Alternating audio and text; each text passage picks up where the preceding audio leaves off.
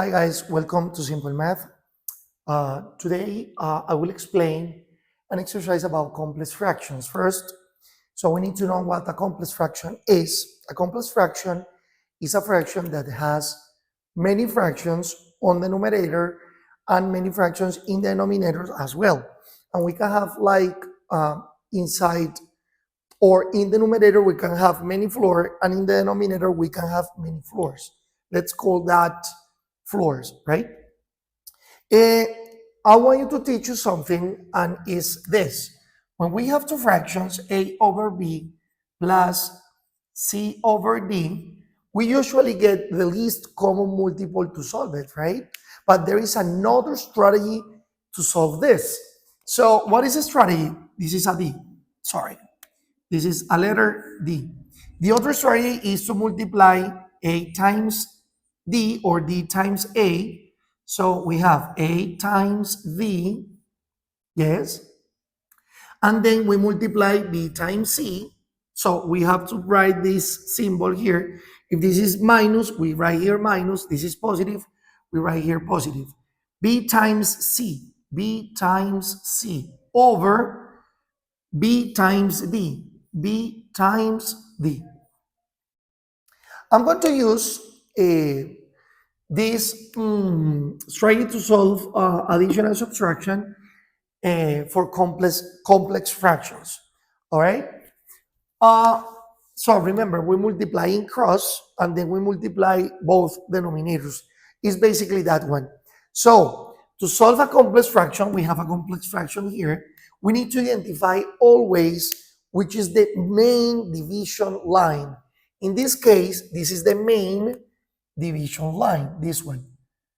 So this is the main division line. It means I have to solve this part first. Yes, where I solve that part, I can work out. Okay, I can work out. So let's call this is going to be my workout. So 1 plus 1 over x, if I use the property I have already explained, I can write a denominator 1 here.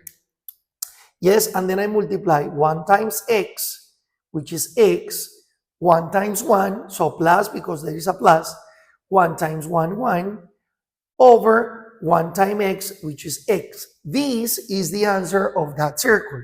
So I can say that this fraction is equal to 1 over the answer of this, which is x plus 1 over x. Yes?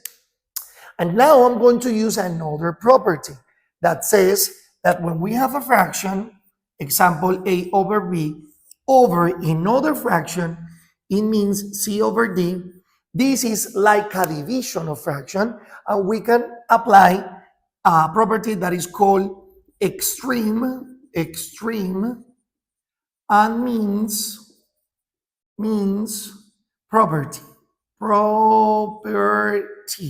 What is extreme and mean properties? We can multiply numerator with denominator and denominator with numerator. So I can multiply a times d over b times c, This is also called, well, it's not legal, but many people call this property the ear property because it looks like an ear, okay? So remember, when we have a fraction over a fraction, we multiply a times d and b times c, like this. Okay? So if I apply that property here, yes, I can write a little denominator which is invisible 1.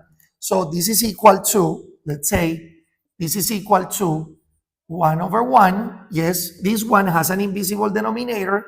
We write the main line, which is this one. And then we write the other thing that is down, x plus 1 over x. And now it's time to apply the property I have already mentioned.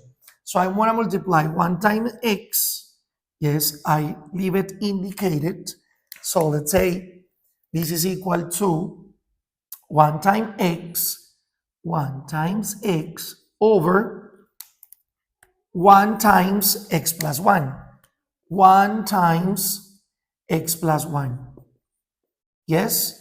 Now 1 times x is x. So let's say this is equal to 1 times x, and 1 times x plus 1 is x plus 1. Okay, it doesn't have x. And this is the answer in the simplest form. Remember, all the answer must be in the simplest form. This is the answer in the simplest form. Why this is the answer in the simplest form? I cannot cancel x and x because the main operation here is an addition, right? So we cannot cancel x and x.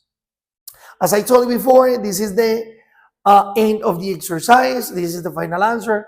Again, thanks for watching Simple Math, and see you in the next video, which is going to be the example number 2 of complex fractions. All right, guys, thanks for watching Simple Math. See you in the next video. Bye-bye.